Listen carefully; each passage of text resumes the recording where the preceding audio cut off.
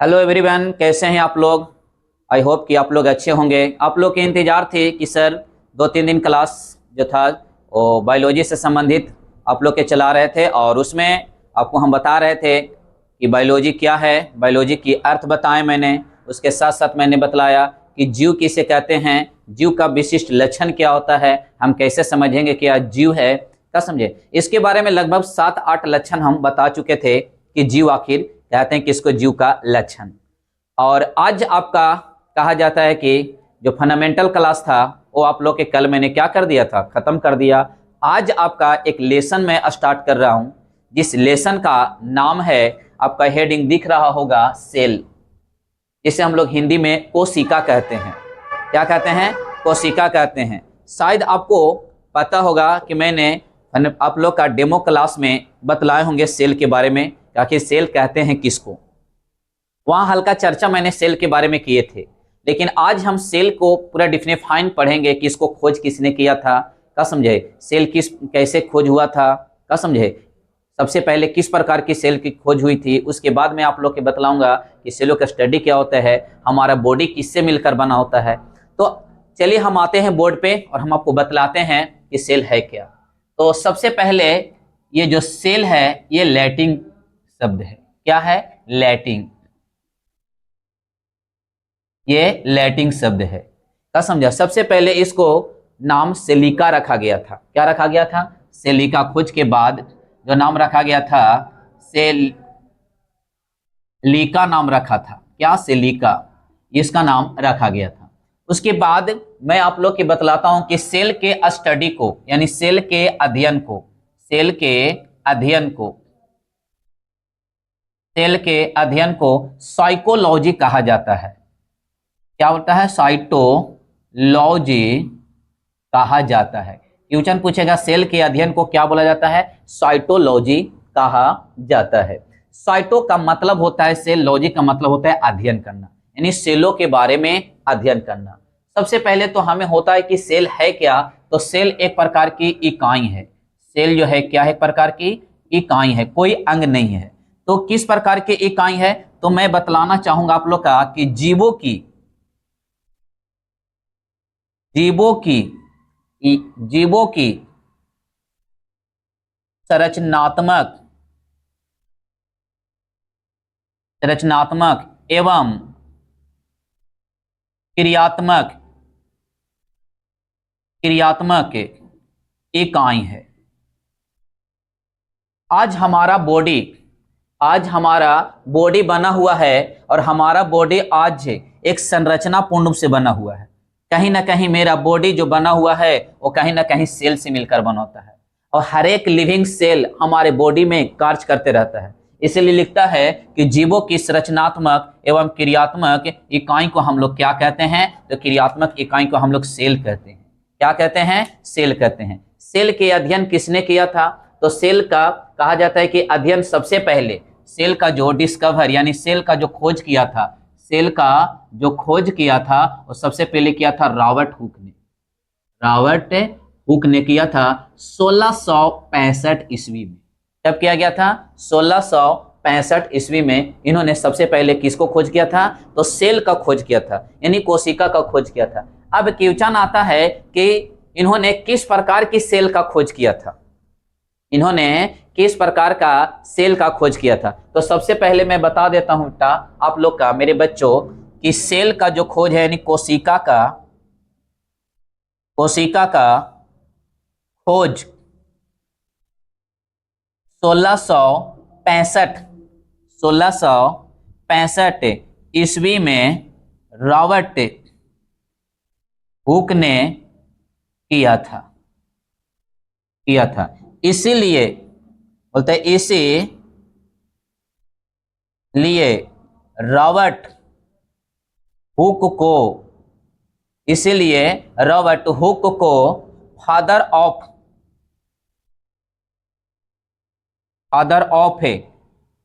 Cytology कहा जाता है। फादर ऑफ साइटोलॉजी कहा जाता है। फादर ऑफ साइटोलॉजी कहा जाता है। आप लोग के क्वेश्चन कभी पूछेगा कि फादर ऑफ साइटोलॉजी किसे कहा जाता है, फादर ऑफ साइटोलॉजी किसे कहा जाता है, तो फादर ऑफ साइटोलॉजी जो होता है वो रॉबर्ट हुक को कहा जाता है। किसको कहा जाता है? रॉबर्ट हुक को किया जाता है।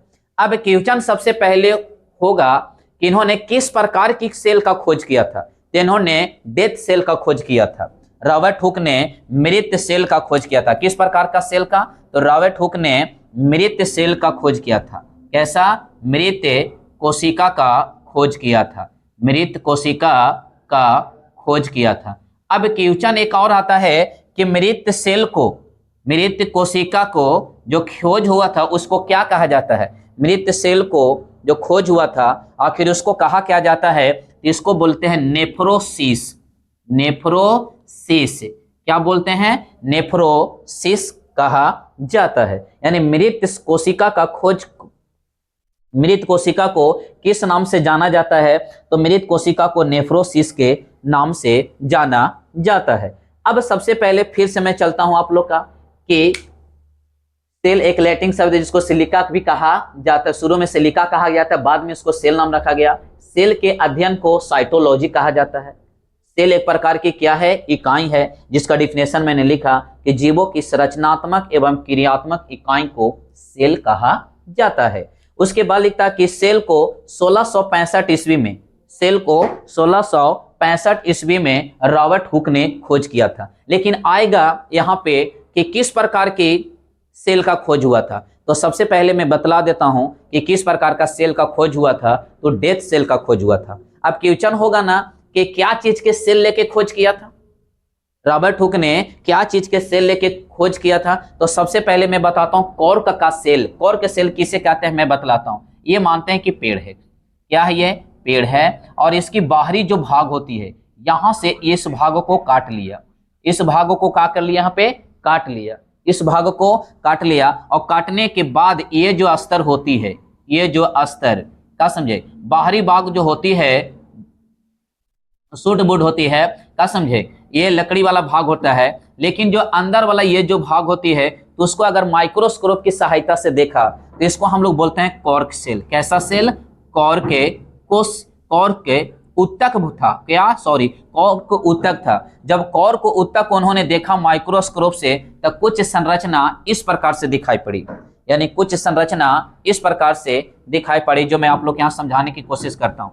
यानी कुछ संरचना इस प्रकार से दिखाई पड़ी, यानी कहा जाए तो कुछ संरचना आप लोग के इस प्रकार से दिखाई पड़ा। जब कॉर्क सेल, कॉर्क उत्तक को जब देखा तो इस प्रकार से बहुत सारे दिखाई पड़ा। देखिए इस प्रकार से दिखाई पड़ा।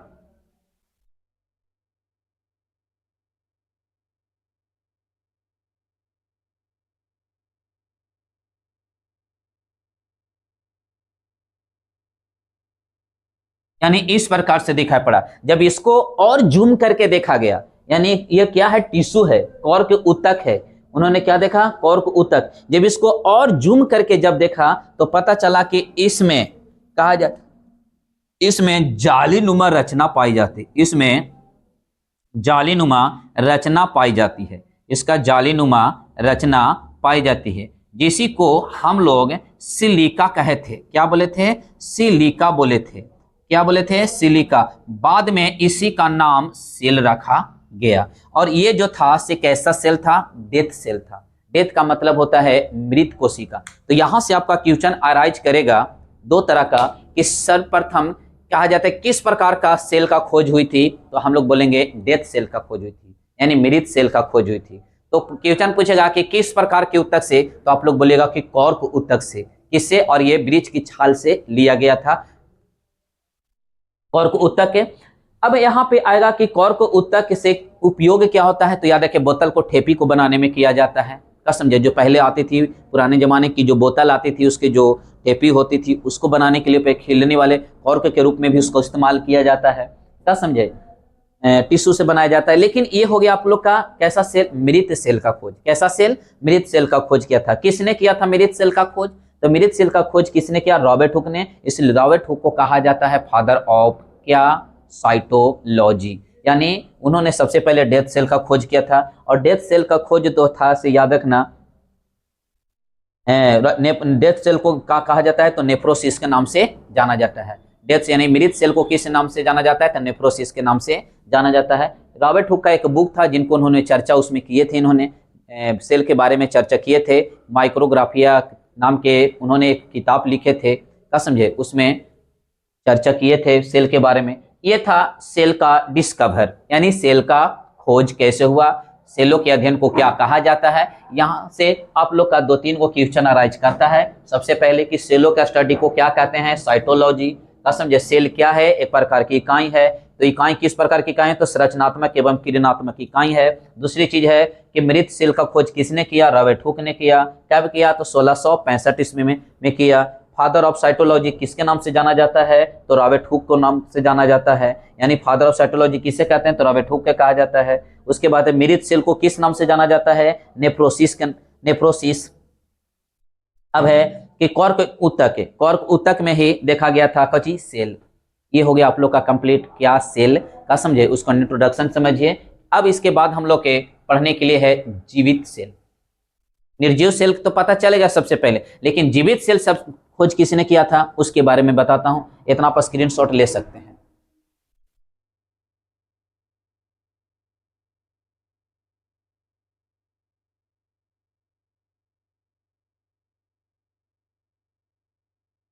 एक चीज आपको लगता है इसमें हम छोड़ दिए थे कि इन्होंने नेफ्रोसिस की चर्चा किस बुक में किया था, इनका एक रॉबर्ट हुक का जो था एक बुक था। रॉबर्ट हुक का एक बुक था, इनका एक क्या था, बुक था, क्या समझे, जिसको माइक्रोग्राफिया नाम था। क्या था,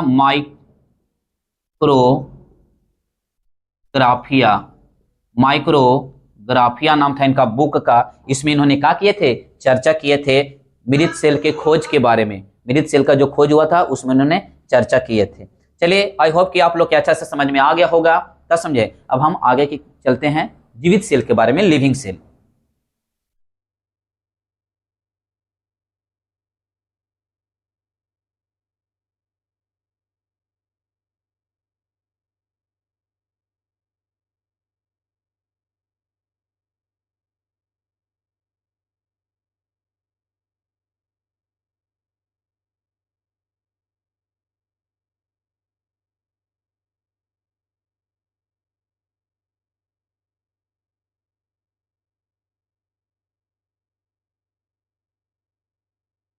चलिए बच्चों, अब आप लोग का मैं पढ़ाता हूं जीवित सेल।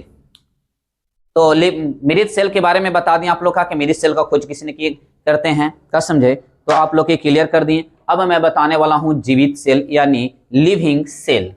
कैसा cell, living cell. Living cell जिसको हम लोग बोलते हैं जीवित कोशिका। जीवित कोशिका,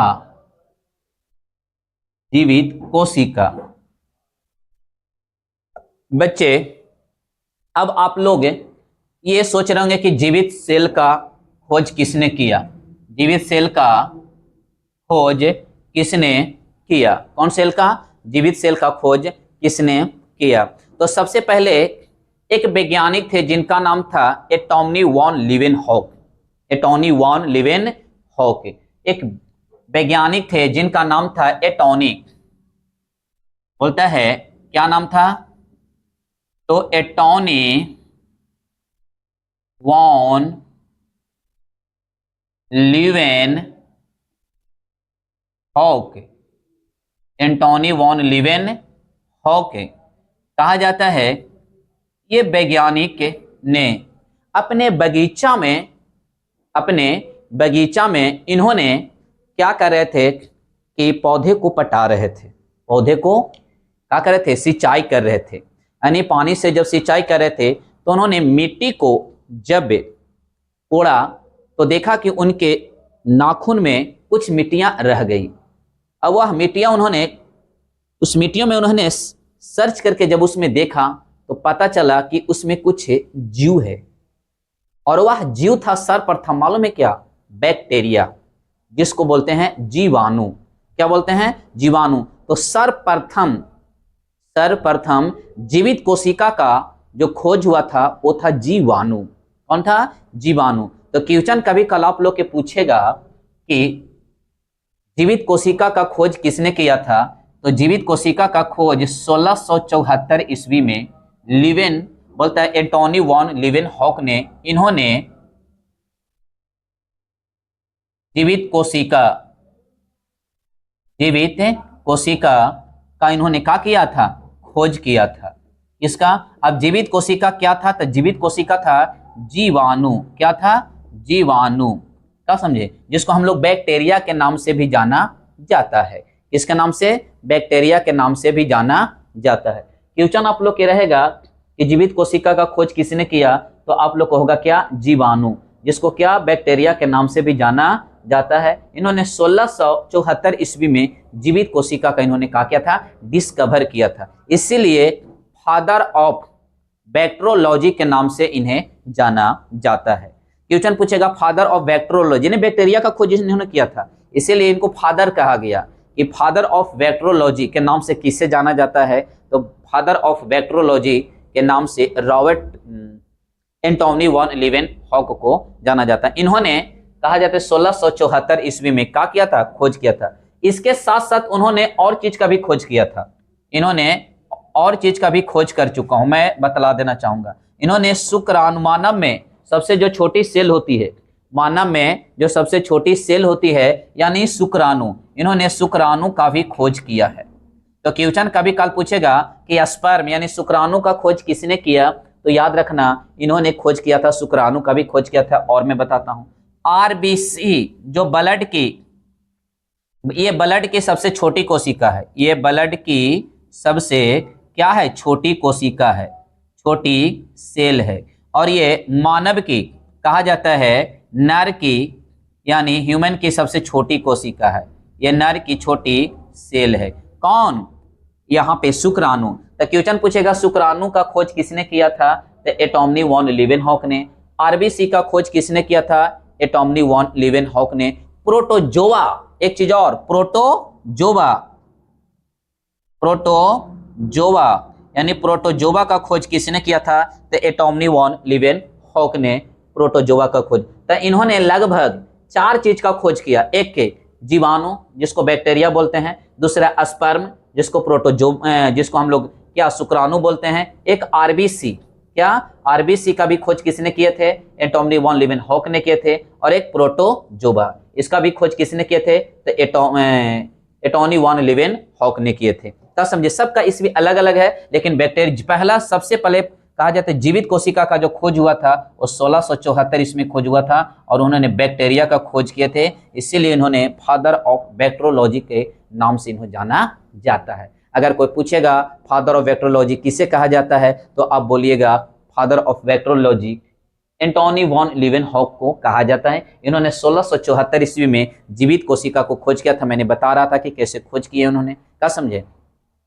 उसके बाद इनका, हाँ, लड़का ने एक सवाल भी यहाँ पर ही कर सकता है कि इनकी उस समय तो सर माइक्रोस्कोप की खोज नहीं हुई थी। तो याद रखिए कि उस समय माइक्रोस्कोप की खोज नहीं थी, लेकिन इन्होंने अपना माइक्रोस्कोप बना रखा था, क्या समझे? उसके बाद इन्होंने क्या किया था? खोज किए थे। अब मुझे उम्मीद है कि सारा चीज आप लोग का जीवित कोशिका के बारे में पता हो गया होगा कि जीवित कोशिका आखिर कहते हैं किसको, क्या समझे? किसने खोज किया था, इसके बारे में हम आप लोग को क्लियर कर दिए। आप यहाँ तक कॉपी कर सकते हैं।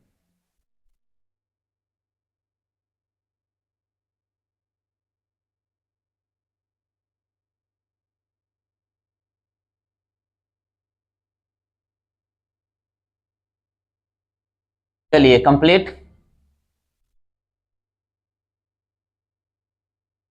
हो गया आप लोग का। चलिए अब इसके बाद हम लोग के बतलाना है एक चीज और, कोशिका का सिद्धांत। किसका सिद्धांत? कोशिका का सिद्धांत। अब यहाँ पे सवाल उठता है कि कोशिका का सिद्धांत क्या होता है। तो मैं सबसे पहले आप लोग को बता देता हूं कि कोशिका का सिद्धांत आखिर था तो क्या था कोशिका का सिद्धांत।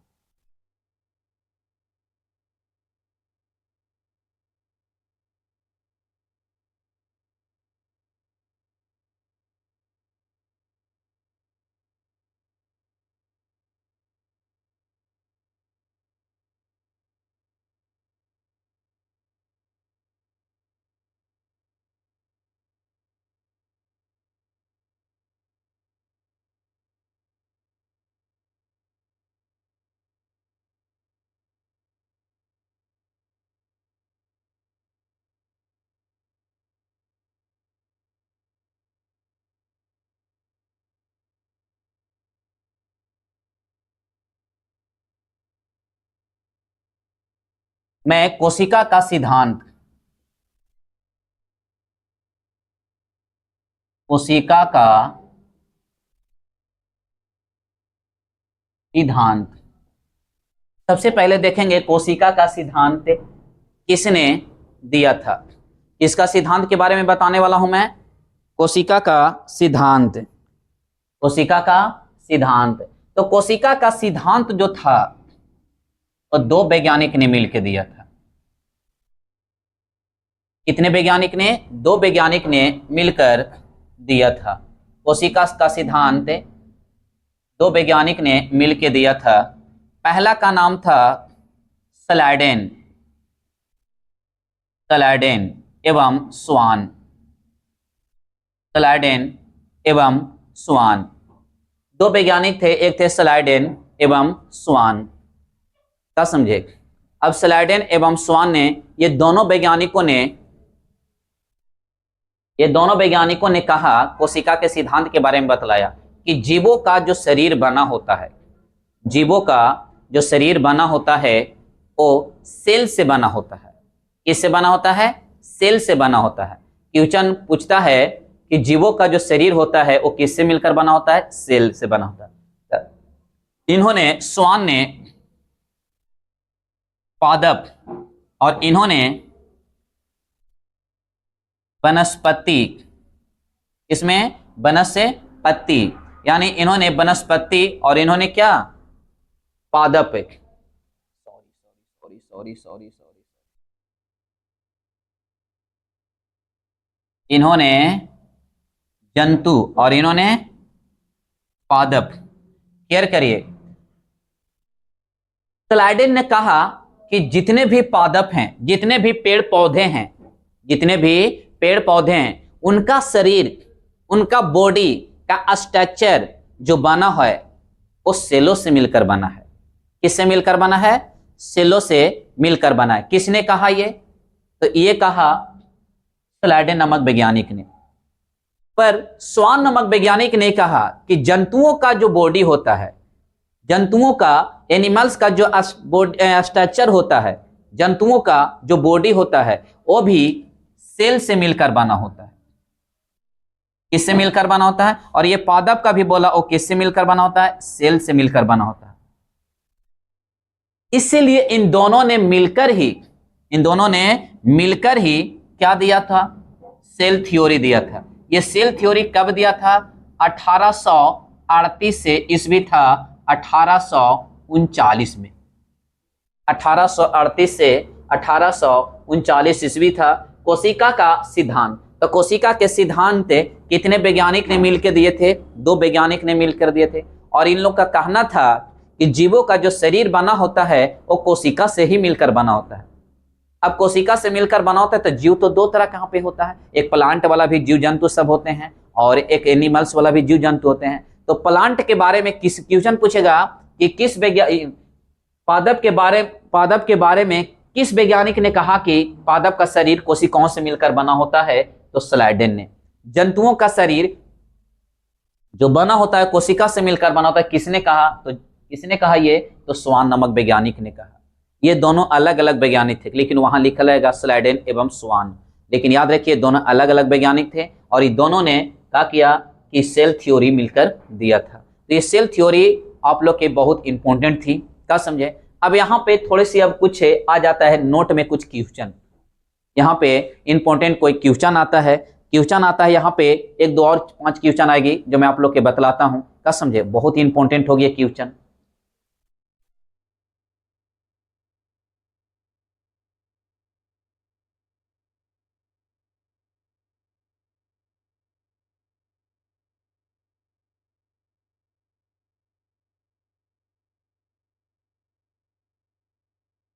तो दोस्तों आज की क्लास में मैंने बताया आप लोग का भी जस्ट कि कोशिका का सिद्धांत किसने दिया था? तो दो वैज्ञानिक ने मिलकर दिया था। वो दो वैज्ञानिक था कौन? स्लाइडेन एवं स्वान। स्लाइडेन ने पादप के बारे में बतलाया कि पादप का जो शरीर होता है वो सेलों से मिलकर बना होता है और जंतुओं का जो शरीर होता है वो भी सेलों से मिलकर बना होता है। इन्होंने 1838 से 1839 अंतराल में क्या किया था? उन्होंने खोज किया था दोनों ने। अब इसके बाद कुछ इंपॉर्टेंट बात मैं बताने जा रहा हूँ, क्या समझे, थोड़ा सा समझेंगे इंपॉर्टेंट बात, क्या समझे।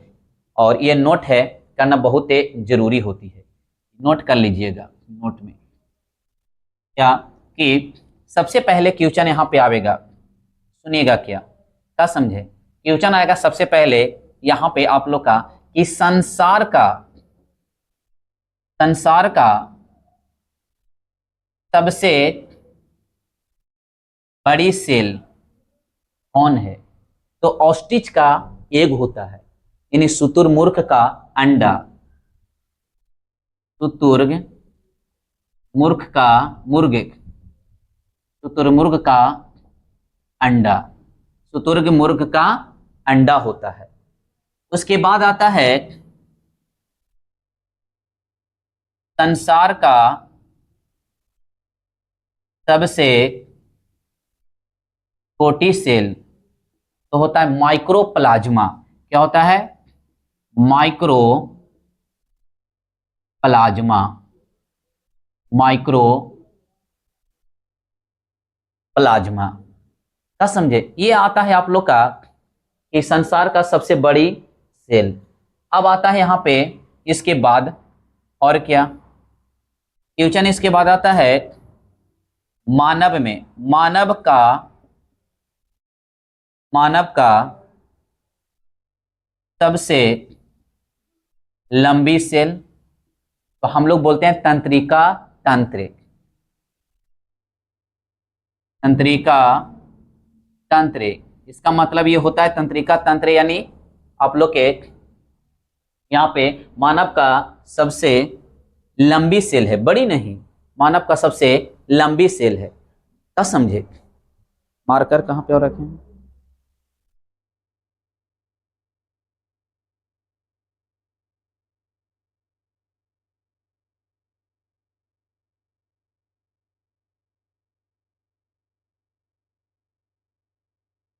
अब इसके बाद आता है एक और, मानव का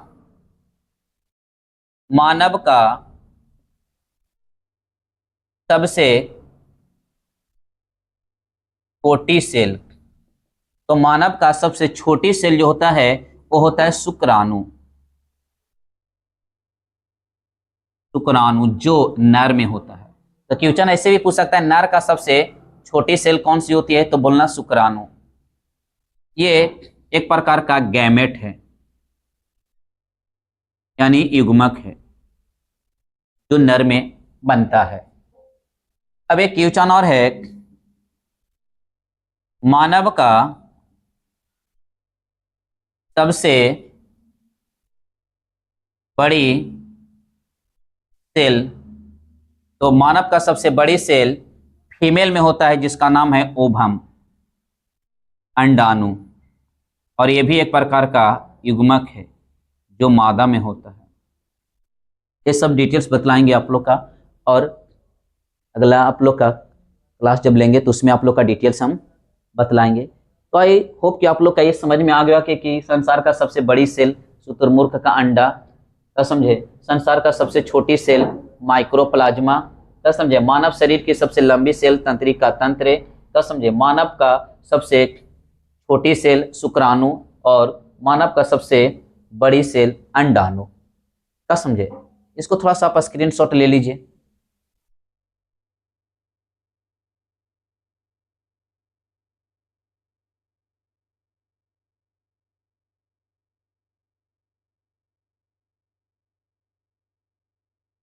अब कुछ ऐसे भी होते हैं, याद रखना, कुछ ऐसे भी सेल होते हैं जो एक कोशिकीय होते हैं, कुछ ऐसे भी सेल होते हैं जो बहुकोशिकीय होते हैं। जब मैं सेल के बारे में चला रहा हूं तो थोड़ा सा सेल बता देता हूं, तो मैं आप लोग के बता देता हूं। और कुछ ऐसे भी सेल हैं जो अपना आकार बदलते रहते हैं, क्या समझे। तो आप लोग का बतलाता हूं मैं। तो मानव शरीर का सबसे बड़ी सेल और छोटी सेल आप लोग का हो गया संसार का।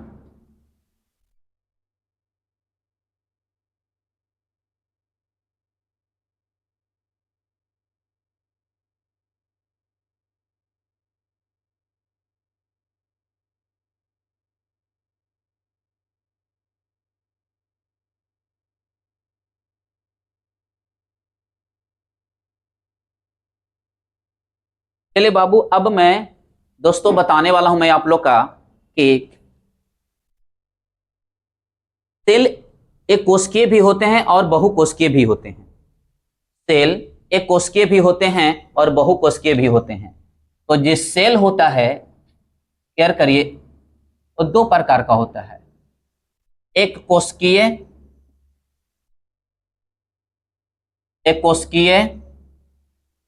और एक होता है बहुकोशिकीय।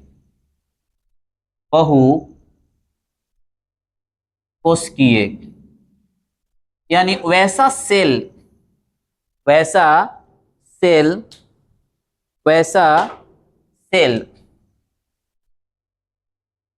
वैसा सेल जिसका पूरा बॉडी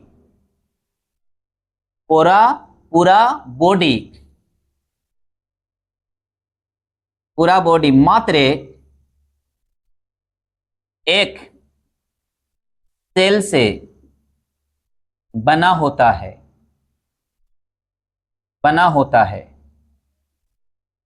क्या समझे? एक सेल से बना होता है। फॉर एग्जाम्पल्स, जैसे अम्बीबा, इगुलिना, क्ले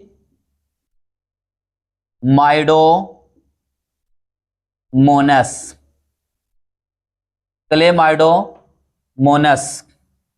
याद रखिए, अम्बीबा ये एक कोशिकीय जीव है। अम्बीबा क्या है? तो एक कोशिकीय जीव है। मैं थोड़ा सा अम्बीबा के बारे में चर्चा चला देता हूं। अम्बीबा एक कोशिकीय के साथ साथ आप लोग के मैं बता देता हूं, एक कोशिकीय एवं प्राणी समपोषी जीव है। अमीबा किस प्रकार का है? तो एक कोशिकीय जीव एवं प्राणी समपोषी जीव है। कल मैंने न्यूट्रिशन के बारे में बता रहा था पिछले क्लास में। लेकिन अमीबा जो है एक कोशिकीय, ऐसा है, एक कोशिकीय के साथ साथ प्राणी समपोषी जीव है। ऐसा जीव है, प्राणी समपोषी जीव है। ये एक सेल से मिलकर बना होता है। ये रिस्पायरेशन यानी श्वसन जो करता है, ये त्वचा से करता है। उत्सर्जन जो करता है, उत्सर्जन ये भी त्वचा से करता है। इसके लिए कोई विशेष अंग नहीं है। क्वेश्चन करता है कि भोजन क्या है? तो भोजन इसका है शैवालों के छोटे छोटे टुकड़े हैं। भोजन किसके द्वारा पकड़ता है? तो याद रखना, भोजन जो होता है अमीबा, वो फुटपाथ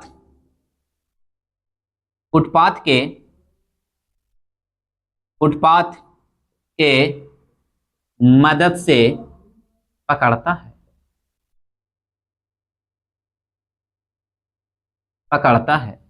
किसके माध्यम से? फुटपाथ के माध्यम से पकड़ता है। मानते हैं कि ये अमीबा है। सबसे पहले एक चीज और भी कि अमीबा का आकार अनिश्चित होता है। फिक्स नहीं होता है अमीबा का आकार। एक चीज और आता है कि अमीबा में भोजन की पाचन एंजाइमों के माध्यम से भोजन रसधानी में होता है। कहां होता है? भोजन रसधानी में होता है। क्या समझे?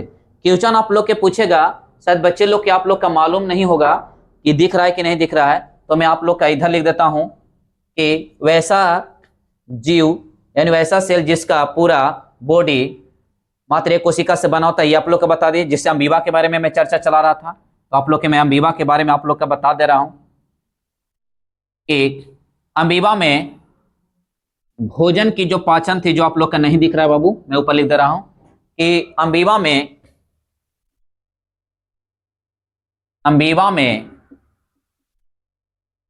भोजन की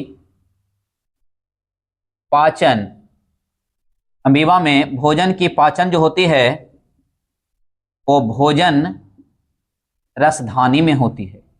कहाँ होती है? भोजन रसधानी में होती है। किसके माध्यम से? तो एंजाइम के माध्यम से।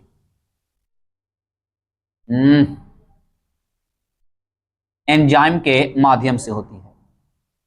इसका आकार अनिश्चित होती है। इसका आकार अनिश्चित होती है। ये जो भाग होती है इसको हम लोग बोलते हैं कुटपात।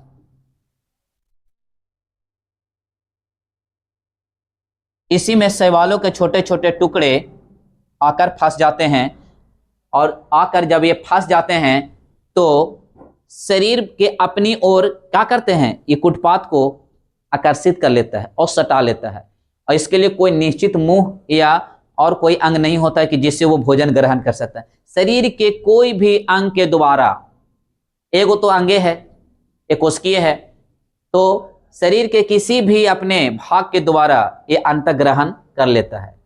और अंतर्ग्रहण करने के बाद ये एंजाइमों के माध्यम से भोजन रसधानी में ले जाके पाचन करता है। कौन? अमीबा। जब भोजन पच जाता है एंजाइम के माध्यम से, तो उससे जो उत्सर्जित पदार्थ होता है, अपाचित पदार्थ जो उसमें बनता है अमीबा में, उसको भी निकालने के लिए कोई फिक्स से अंग नहीं होता है। वो भी शरीर के किसी भी भाग से बाहर निकाल देता है। उसके लिए भी कोई निश्चित अंग नहीं है उसमें, क्योंकि वन सेलर प्राणी है ये।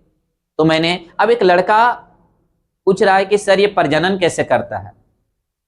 देखिए, ये प्रजनन जो करता है विभाजन क्रिया के द्वारा करता है। जब परिपक्व हो जाता है, देखो मैं बता देना चाहूंगा फिगर से, आप लोग देखिए ये प्रजनन कैसे करता है।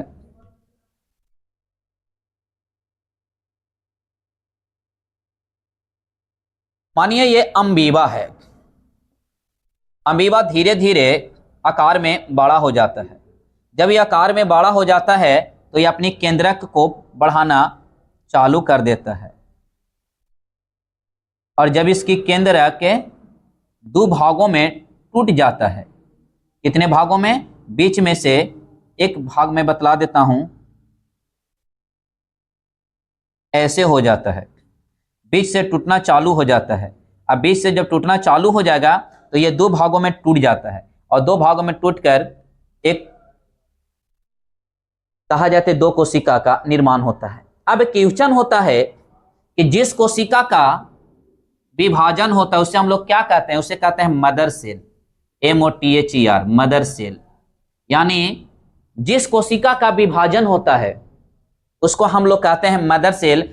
हिंदी में हम लोग कहते हैं मार्थ कोशिका। क्या बोलते हैं? मार्थ कोशिका। वेरी वेरी इंपॉर्टेंट है कि जिस कोशिका का विभाजन होता है उसे हम लोग क्या कहते हैं? मार्थ कोशिका, यानी मदर सेल। और जिस कोशिका से विभाजन होकर नया सेल का निर्माण होता है उसे हम लोग क्या कहते हैं? तो डॉटर सेल।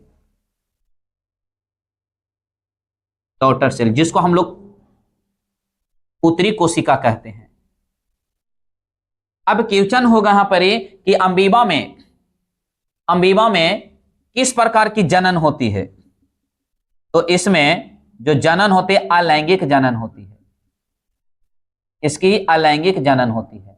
अलैंगिक जनन में भी विधि होती है डिफ्यूजन, जिसको हम लोग बोलते हैं, सॉरी डिफ्यूजन नहीं बाबू, मल्टीप्लाई, यानी विखंडन विधि द्वारा, विखंडन या विभाजन विधि के द्वारा इसमें क्या होती है? विभाजन के द्वारा जनन की क्रिया होती है। तो क्वेश्चन पूछेगा अमीबा में किस प्रकार की जनन होती है? तो अलैंगिक जनन होती है। अमीबा में किस प्रकार की जनन की विधि होती है? तो मल्टीप्लाई यानी विखंडन क्रिया के द्वारा होती है। अमीबा विभाजन होते रहता है, ये कभी मरता न है, इसीलिए इसे अमर प्राणी भी कहा जाता है। कौन प्राणी कहा जाता है? अमर प्राणी भी कहा जाता है। तो याद रखिए अमीबा का फंडामेंटल आप लोग के मैं फिर से बता देना चाहता हूं कि अमीबा एक कोशिकीय प्राणी एवं प्राणी समपोषी जीव है। अमीबा जो श्वसन वो भी त्वचा से करता है, उत्सर्जन भी त्वचा से करता है, किसी भी अंग से निकाल देता है। इसका भोजन शैवालों के छोटे छोटे टुकड़े हैं और ये अपना भोजन कुटपात के माध्यम से पकड़ता है, और यही कुटपात बढ़ाने और घटाने के चलते या कारण इसका आकार फिक्स नहीं होता है, ये अपना आकार हमेशा बदलते रहता है। अमीबा का बोलते आकार अनफिक्स यानी कहा जाता है कि अनिश्चित होता है, अनियमितकार होता है।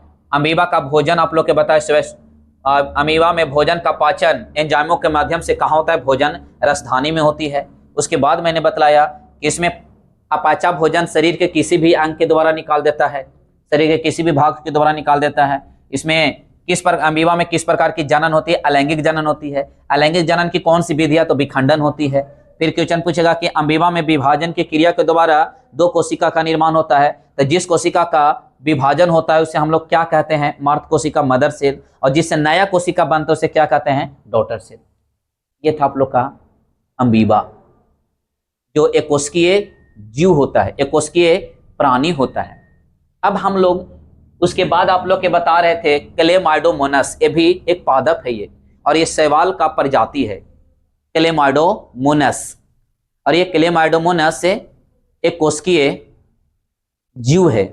यूग्लिना एक कोशिकीय जीव है। अब आता है इसके बाद बहुकोशिकीय जीव किसे कहते हैं, तो बहुकोशिकीय जीव जो होता है जो दो या दो से अधिक कोशिकाओं से मिलकर बना होता है, उससे हम लोग बहुकोशिकीय जीव या प्राणी कहते हैं। बहुकोशिकीय में बहुत सारे जीव जानते होते हैं, मैं भी बहुकोशिकीय हूं, कुत्ता बिल्ली चूहा जितने भी होते हैं सब बहुकोशिकीय जीव होते हैं, क्योंकि उसका शरीर जो होता है दो या दो से अधिक कोशिकाओं से मिलकर बना होता है। कोई दिक्कत यहाँ पे नहीं। तो मुझे उम्मीद है कि आप लोग का मेरा वीडियो अच्छा लगा होगा। अगर आपको अच्छा लगा होगा तो लाइक करें, सब्सक्राइब करें, क्या समझे। और बाकी फिर अगला क्लास में हम आपको बतलाएंगे इससे विशेष। अभी तंत्रिका तंत्र के बारे में आप लोग का हम नहीं बतलाएं, तंत्रिका तंत्र के बारे में बतलाएंगे, उसका भी बहुत फंक्शन है, क्या समझे। उसके बताए छोटी बड़ी कोशिका में, बाकी